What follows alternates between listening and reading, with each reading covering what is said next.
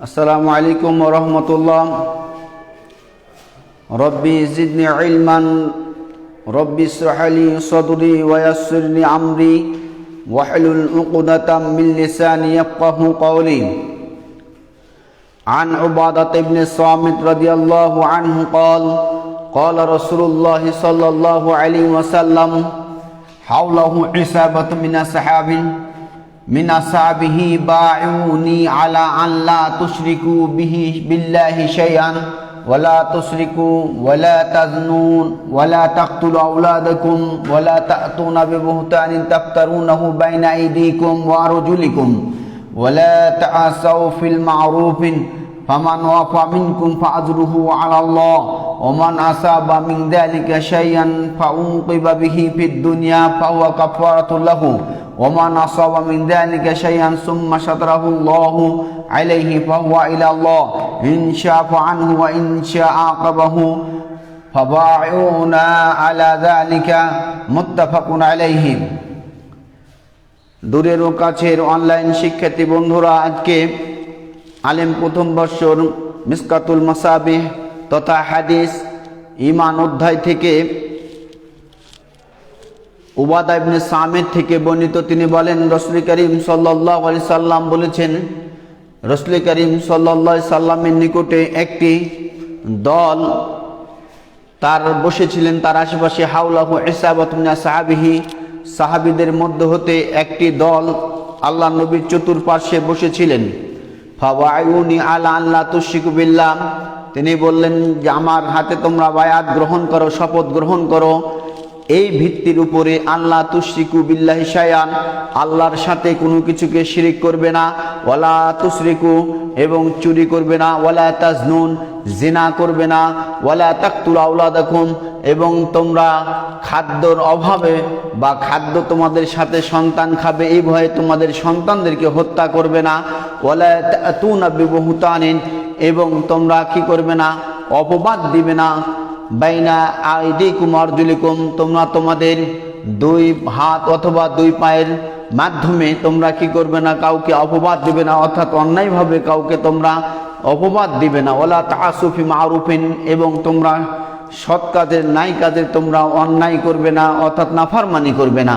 ফামান ওয়াফা মিনকুম ফাজরুহু আলাল্লাহ, আর তোমাদের মধ্য থেকে যেই ব্যক্তি এই কাজটি করবে এরই বিনিময় বা সওয়াব আল্লাহ তাবারক ওয়া তাআলা নিজেই তিনি দিবেন বা প্রদান করবেন। ওমান আসাব মিন যালিকা শাইআন ফাউকিবা ফিদ দুনিয়া ফাহুয়া কাফারাতুন, উপরে উল্লিখিত যে সমস্ত তালিকাগুলি, যে কাজের তালিকা বর্ণনা করা হয়েছে এগুলির ভিতরে কোনো একটি যদি কেউ আক্রান্ত হয় অথবা নিপতিত হয় অথবা কোনো কাজের সাথে জড়িত হয়ে যায়, তাহলে তাকে তার বিনিময়ে তাকে কি দেওয়া হবে, দুনিয়াতেই শাস্তি দেওয়া হবে। ফাউকিবা বিহি ফিদ দুনিয়া, দুনিয়াতে তাকে শাস্তি দেওয়া হবে। ফাহুয়া কাফারাতুল লাহু, এটি হচ্ছে তার জন্য হচ্ছে কি কাফারা বা সংশোধনীর হচ্ছে একটি মাধ্যম, তাকে এই বিষয়ের উপরে তাকে শাস্তি দেওয়া হবে।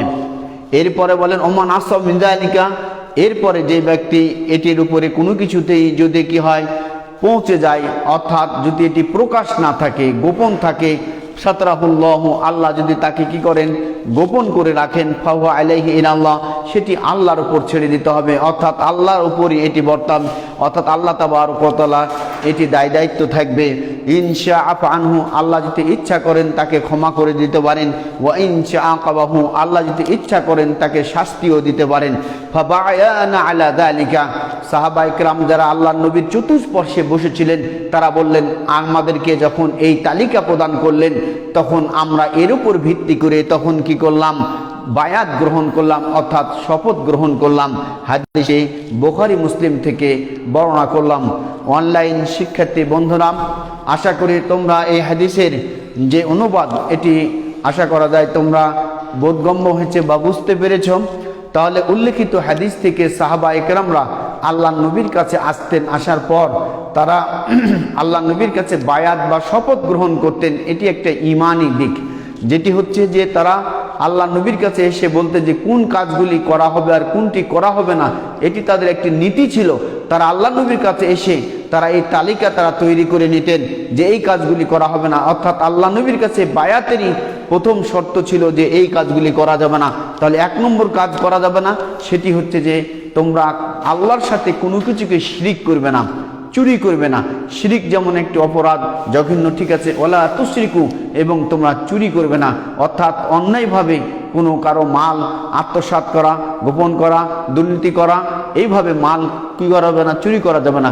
ওয়ালা তাজনুন, এবং কি করা যাবে না, জিনায় লিপ্ত হবে না, অর্থাৎ অগোচরে গোপনে অন্য কোনো নারীর সাথে অবৈধভাবে মিলামিশা করতে পারবে না। এটি হচ্ছে জেনা, একটি বড় অপরাধ।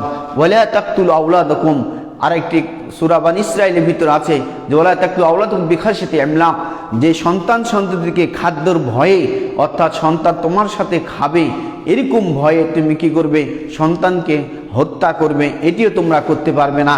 অর্থাৎ রিজিকের মালিক আল্লাহ তাবারক, ইন্নাল্লাহু ওয়া রাজ্জাকু যু কুওয়াতিন মাতিন, নিশ্চয় আল্লাহ তাবারক ওয়া তাআলা হচ্ছেন রিজিকের মালিক, তিনি কি এই রিজিকের ব্যবস্থা করে থাকেন।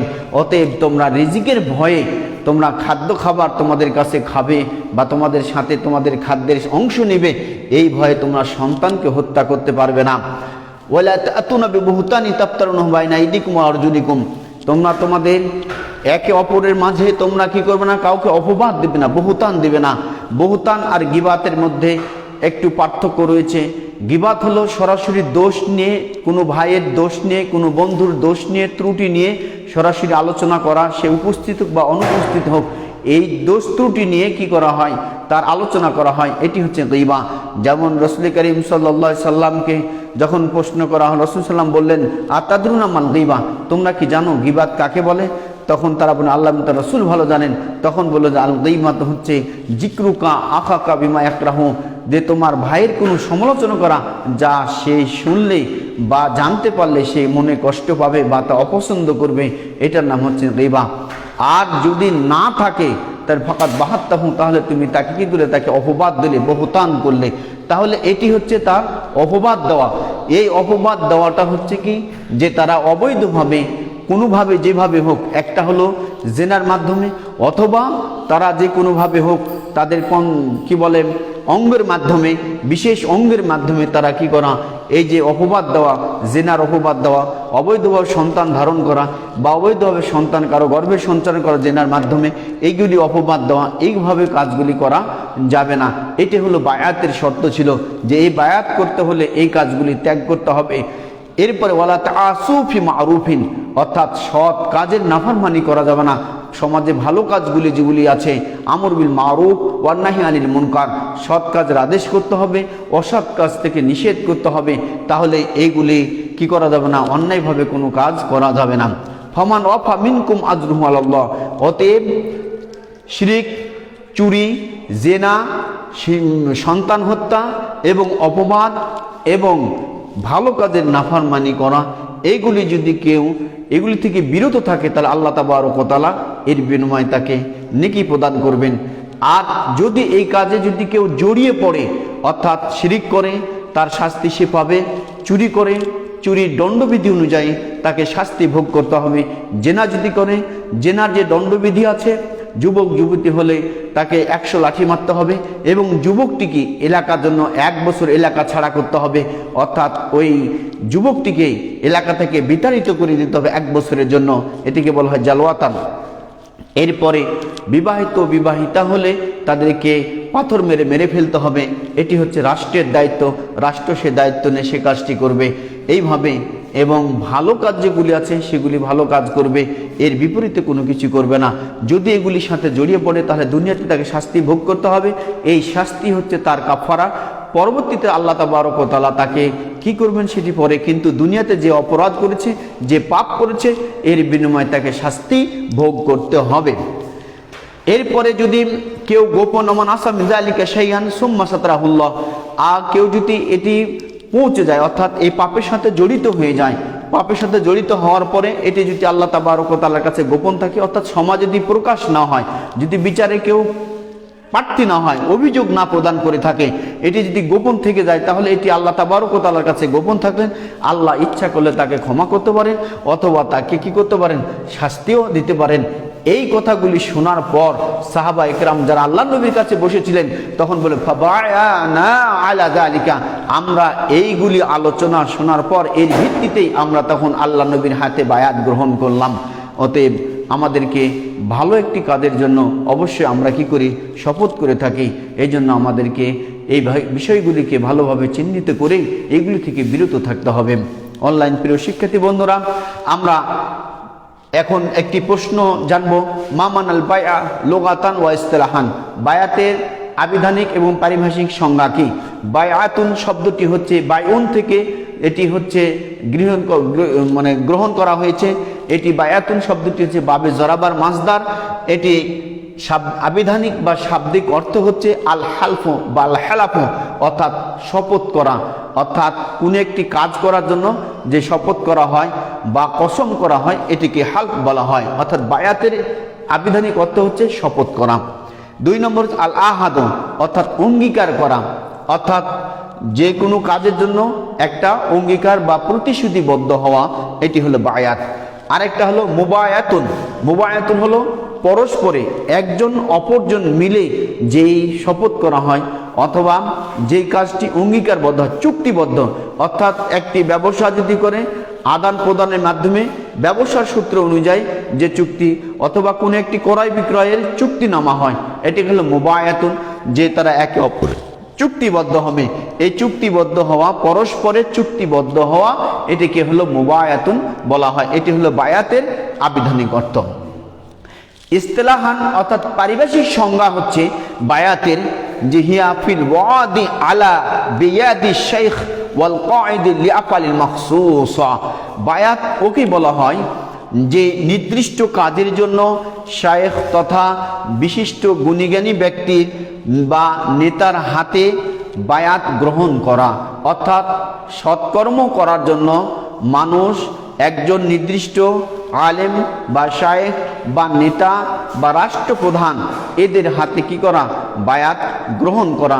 একে বলা হয় কি বায়াতুন বা অঙ্গীকার নামা, অর্থাৎ আগামী দিনে ভালো কাজ করবে এই মর্মে একজন আলেম বা শায়েখ বা হচ্ছে নেতা এর হাতে বায়াত গ্রহণ করে আগামী দিনের একটি শৃঙ্খলাবদ্ধ জীবনযাপন করবে, সৎ আমল করবে, এরকম একটি শপথ তার হাতে হাত রেখে শপথ গ্রহণ করার নামে হচ্ছে বায়াত। বায়াতের ধরন হচ্ছে 3টে। বায়াত প্রথমত রাষ্ট্রপ্রধানের হাতে, অর্থাৎ ইসলামী রাষ্ট্রের যিনি প্রধান হবে তার হাতে বায়াত গ্রহণ করা 1। 2 ইসলাম প্রতিষ্ঠার জন্য ইসলামী আমির বা নেতার হাতে বায়াত গ্রহণ করা।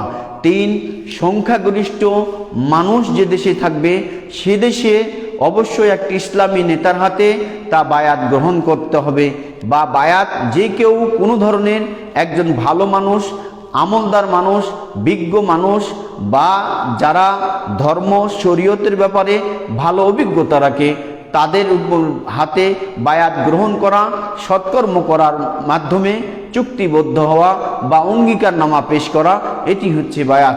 প্রিয় অনলাইন শিক্ষার্থী বন্ধুরা, তোমরা অবশ্যই আজকের হাদিসটি অবশ্যই এর মর্মার্থ বুঝতে পেরেছ। আমরা আশা করি এই হাদিসের উপরে যে কয়েকটি পাপের কথা উল্লেখ করা আছে আমি আবারও তোমাদেরকে বলি। 1 নম্বর হচ্ছে শিরিক করবে না, 2 নম্বর হচ্ছে চুরি করবে না, 3 নম্বর হচ্ছে জেনা করবে না, 4 নম্বর হচ্ছে সন্তানদেরকে হত্যা করবে না, 5 নম্বর একে অপর কাউকেই কি দেবে না, অপবাদ দেবে না, 5 নম্বর সৎ কাজে নাফরমানি করবে না। এরপরে 6 নম্বর হচ্ছে উল্লেখিত কাজগুলি থেকে বিরত থাকলে আল্লাহ তাবারক ওয়া তাআলা তাদেরকে পুরস্কৃত করবেন বা নেকি দিবেন। এরপরে যদি ওই কাজগুলির সাথে জড়িত হয় তাহলে দুনিয়াতে তাদের জন্য অপমান অপদস্থ রয়েছে, শাস্তি রয়েছে, এই শাস্তি হচ্ছে তাদের জন্য কাফারা। এরপরে যদি কেউ গোপনে জড়িত হয়ে থাকে বা এই কাজের সাথে জড়িত হয় তাহলে তার জন্য কি রয়েছে, যদি গোপন থাকে তাহলে এটি দায়িত্ব আল্লাহ তাবারক ওয়া তাআলার উপর থাকবে। আল্লাহ ইচ্ছা করলে তাকে ক্ষমা করতে পারেন, আল্লাহ ইচ্ছা করলে তাকে শাস্তিও দিতে পারেন। এর ভিত্তিতে সাহাবায়ে কেরামরা আল্লাহর নবীর হাতে বায়াত গ্রহণ করলেন। আসুন আল্লাহ তাবারক ওয়া তাআলা আগামী দিনে আমাদেরকে সৎ কল্যাণ কাজগুলি করার তৌফিক দান করুন।